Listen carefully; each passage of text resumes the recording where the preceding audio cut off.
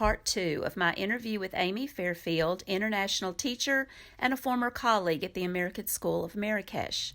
She last time told us about Abu Dhabi, Oman, and then, of course, living in Dubai. She also taught in Hamburg. And where we left off is I asked her about her other travels. And obviously with COVID, not as many places as I would have expected to have gone by this point, but I squeezed some in. The first fall I was here, I went to Mumbai, and that actually was also for, I think that was the only like work training trip, but for the DP, I went to Mumbai, and that was really, really interesting. And I did like, that was a learning, like, even though I had traveled a lot before, that was a learning experience for me, because I got to Mumbai and I was like, oh, it'll be fine. I've traveled, no worries. But apparently I missed an email from, the organizers of our IB session that said like, oh, let us know your flight details and we'll pick you up at the airport. Mm-hmm. So I went in and thought, oh, it'll be totally fine. Like, every airport in the world has, taxis, whatever, like how hard could this be? And before I knew it, I ended up, there's pictures, they're blurry, but if Cindy's put the picture up, I ended up, I got in the wrong line and it said, I can't remember, I think it said cab. And before I knew it, I was in a tuk-tuk in Mumbai, like with no idea where I was. Oh, wow. And Mumbai is huge and overwhelming, like cool city, but huge and overwhelming.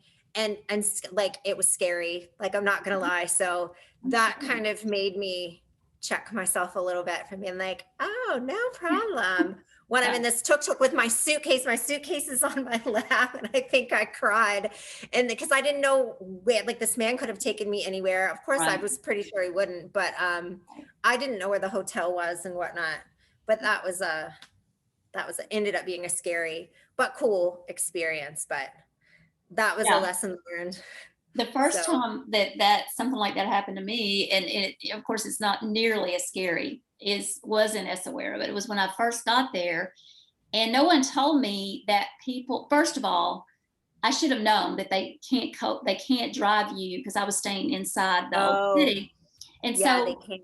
Yeah, so I had all these people that I thought they were taxi drivers. Well, some of them were. When I got off the bus, they just kind of, mob you. They descend. Mob you. And so this one guy, he told me what it would cost, and we agreed. And then he throws my suitcase into, this is my very first trip, obviously, the little push carts they do. Yeah.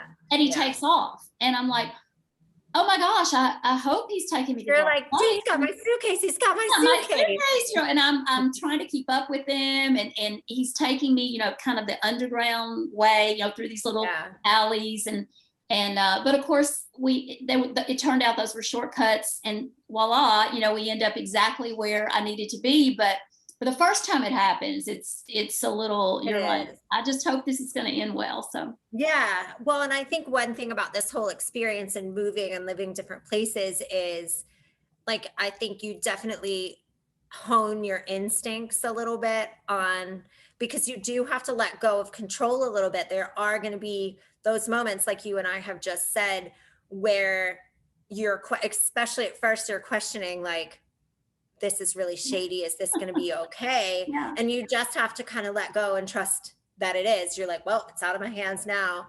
But on the flip side of that, I think you get like a little more astute as you go. Yeah. Your instincts can figure out, this is a little bit sketchy, but it's going to be totally fine. Or then you have to trust your instincts to just be like, no, absolutely not. I don't have a good feeling about this.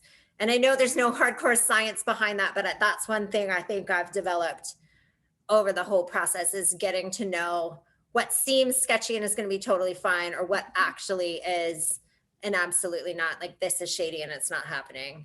Right. And you're not 100% right all the time, but I think your instincts of your barometer for danger definitely changes as you go forward a little bit. So yeah, definitely. What surprised you about Dubai? Because you did, like we said, there were similarities in the culture and certainly the religion between Morocco and there, but what were some surprises?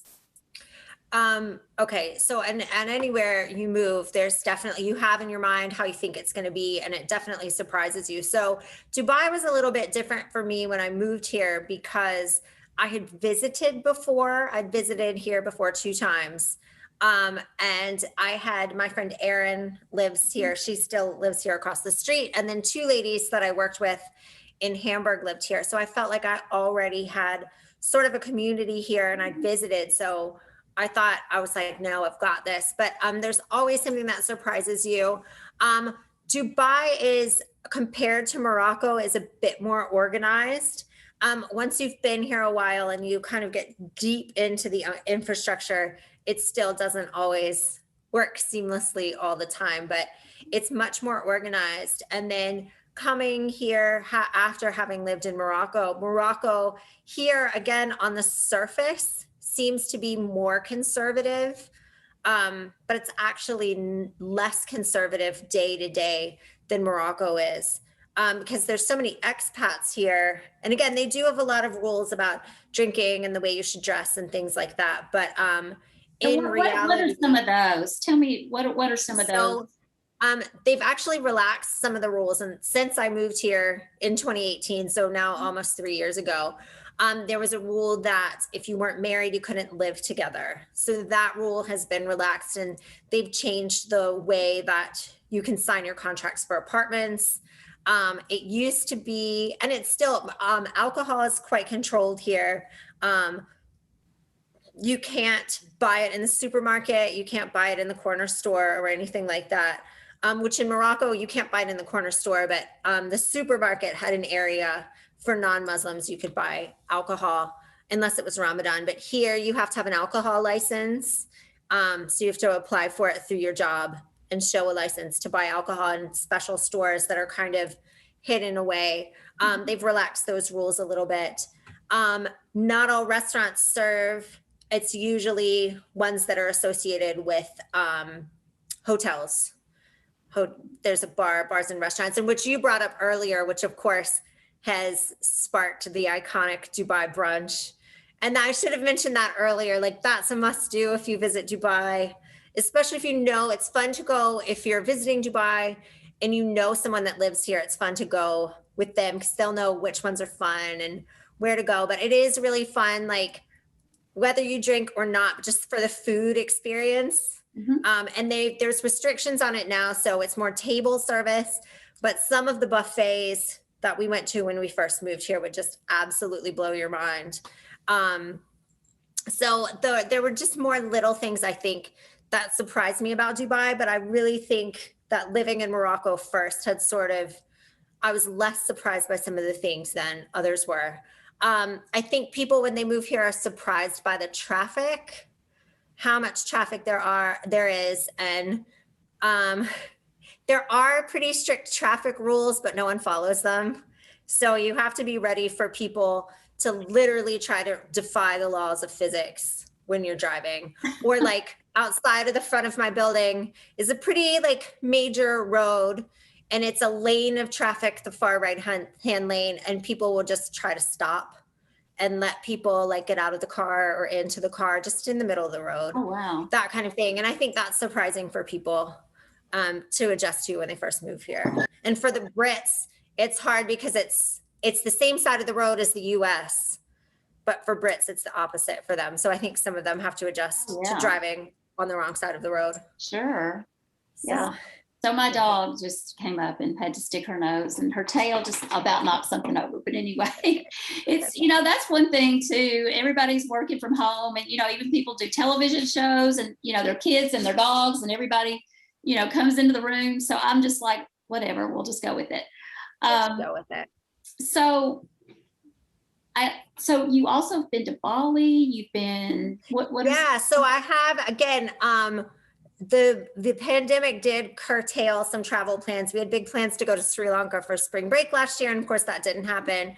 But I went to Bangkok and Bali for spring break the first year I was here, and that was really cool because Our friend Liz was living in Bangkok at the time, so we went to visit her. And again, it's nice when somebody lives there because you get to see the big tourist places, but then you kind of get to see like how their day to day is in some little secreted places away that you might not go to. And I think you go to their like local restaurants and this kind of thing, and you get, I think, a more rich experience if you know someone that lives there. But then we flew together to Bali, which was amazing. I would highly recommend Bali. But again, what was cool about that is not only did we get to visit another friend that worked with us in Marrakesh and her husband, and she just had a baby. We got to see them, but a lady that I worked with in Hamburg that now lives in Australia met us in Bali. So that's been one thing that's really been cool about this whole thing is you do know people who live all over the world. And previously I'd introduced the lady from Australia that joined us to Katie, and they had become friends and that sort of thing. So that's always cool to watch your friends become friends with people that you knew from another school or another country or something like that. So yeah, that was a really fun trip. I've been to Georgia, the country, which was really, really interesting. And then to see how that had been, part of, at one point, the USSR and had broken away. And our taxi driver to the airport was an older gentleman. And he was telling us that he actually preferred, the economy was better and he preferred it when they were under Russian control, which I wouldn't have expected to hear. And then I think they've had a bit of unrest recently in that general region. So that was interesting.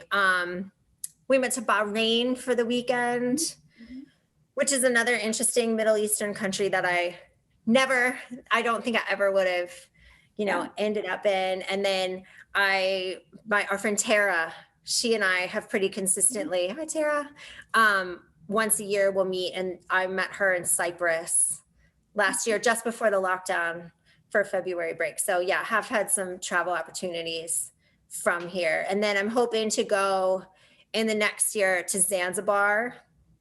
That's a popular destination from Dubai. A lot of people will visit, which is part of Tanzania. Yeah. We'll visit the island of Zanzibar. So that's really high on my list. A lot of people go to the Maldives. Yeah. That's super high on my list next to, I'd also like to go to Jordan and Turkey. So all of these places are places that likely, at least some of them I would have gone. In Sri Lanka, I would have probably gone already, but because of the pandemic, couldn't get there. Yeah. Do you think you'll do this will be your career, or, like our friend Yasna, or do you feel like this is one part of your life and then there'll be another part, or you're just not sure? I'm really not sure. I do really like it.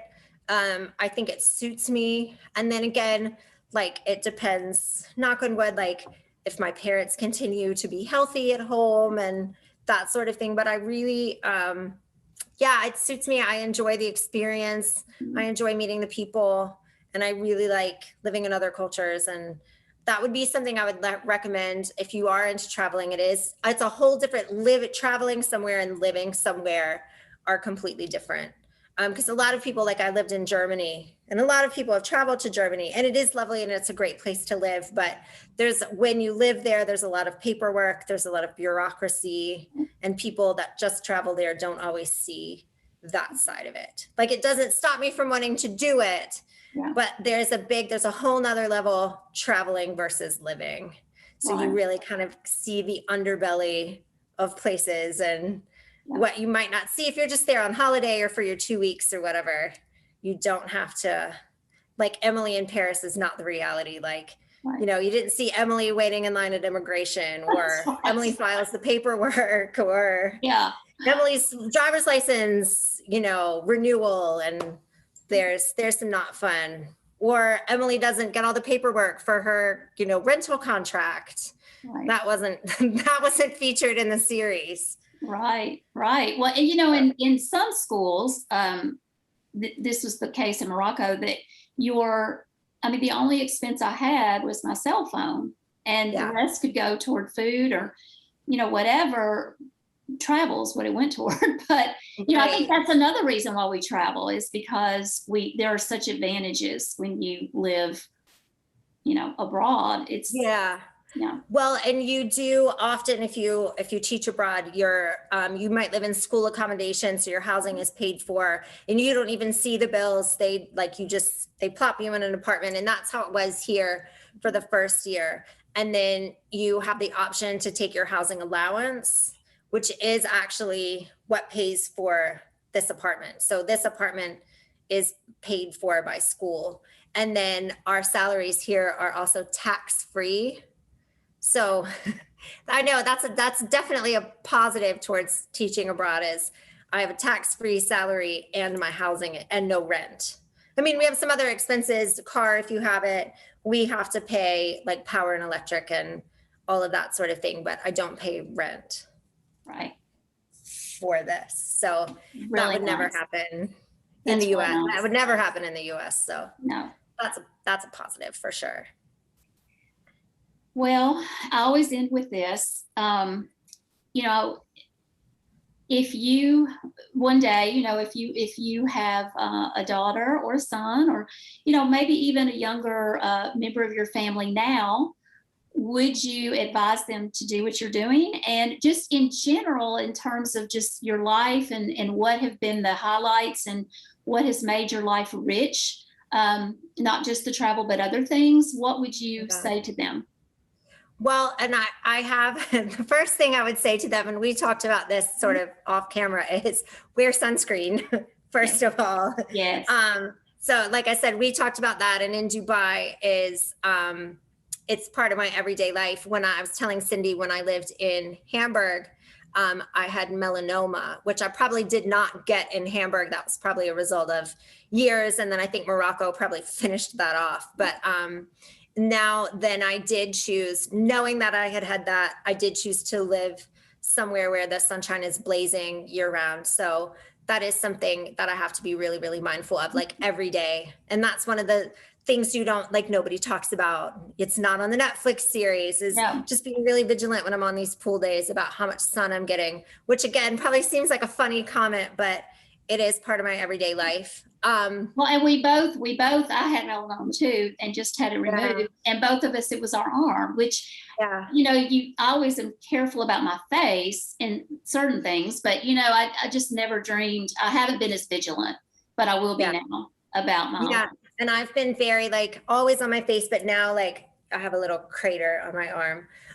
Factor 50 goes on my arms every day. And when I do go to these pool days and beach days, I have a sun shirt that I wear and I sit under the umbrella, and I have to be really careful about that. So again, that seems like a really random thing to say, but I think is important to say, because a lot of these places that you're going, you know, you are at the beach and going out in the sun, and, you know, it does happen quickly. But it has another one that's kind of easy and silly, is arrive early to the airport everywhere you go, because the unexpected does happen. We know that from Morocco. And that trip to Bali I mentioned, from Bangkok, we initially missed our flight to Bali, and our friend Angela was there by herself, and I almost killed Erin and Liz, because I was like, oh, I think we should leave early. And they were like, oh, we'll be fine. And we missed our flight. And it was fine. We actually ended up having a lovely evening at the Bangkok airport. We got a hotel. We didn't just stay in the Bangkok airport, which was in the airport, but it ended up costing us a bit more, and that could have been avoided. But when you're working international and you're working, you know, unless you know the airport, like, arrive early, that's an easy one. But I would recommend it to anyone that is thinking about doing it. Like, it has, like, in more ways than just the money, like, it really has made my life a lot richer, opened my eyes to different perspectives and different people. And that's the one thing people always ask me, between Morocco, Germany, and Dubai, UAE, which one is my favorite? And it's really, really hard to choose, because it really, in the end, boils down to the people. Like, if I hadn't been in Marrakesh or Hamburg or Dubai, then I think about the people that wouldn't be in my life, and I can't imagine them. Not that the people at home aren't lovely too, but I just can't imagine not having them. But one thing that I would think about, if you are thinking about doing it, like, I'm a big advocate for it. I think, yes, it is, it is a risk to take, and, it might seem scary, but in the end will, whether you love it or you hate it in the end, and you end up going home early, you will learn about, I think the most you'll learn about is you learn about yourself. You really reflect on yourself and how you react to things and setbacks and what you really want from life. I think is the big thing. And then I think one thing that you really have to be ready for is you have to be ready to know that you are going to miss things at home. And that's especially hard at first. Like now I'm a few years out and I don't know, this is my 8th year out of the US, which it's gone fast, but you have to be ready to miss weddings and bridal showers and birthdays, and that can be really, really hard because at home, because of course you want to be there for all of the things, and especially at first they're used to having you around, but it is like people understand, and it is sad, but you have to be ready to miss some things, but you're getting other experiences that you wouldn't have before. But I think that's the toughest thing, is you do have it, there is a payback, and you do have to be ready to miss out on some things at home. Right. And just you celebrate with your friends and with your family, things you missed in another way. Right. So, yeah. Well, but yes, I just wanted to thank you, Cindy. Thanks. It's been great chatting with you. And I'm flattered that you asked me. And I want to get there one day. I'm just so glad that we had this chance to catch up, and the pictures look amazing, but it's just so fun to actually get to talk to you about it. So thank you very much, and thank you guys for listening, and we will see you soon. Thanks again to Amy for inspiring us to see more of the world. My 3 years of international teaching changed me forever. I agree that travel shared with or hosted by kindred spirits makes every experience richer. If you're interested in international teaching, please see the links in the show notes to post on Southern Girl Gone Global, where I share more of my experience and give resources on getting started as an educator abroad.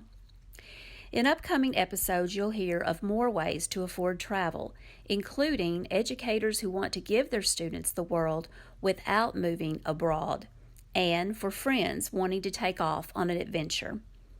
Stay tuned for the next 2 episodes where the focus will shift to Italy, a place on many people's bucket lists for summer. I'll be talking with 3 guides on what to expect and how they can help if you decide to visit their home country. As an educator of 40 years in high schools and universities, I do truly believe that travel is the ultimate way of learning, no matter our age. Take care and see you soon.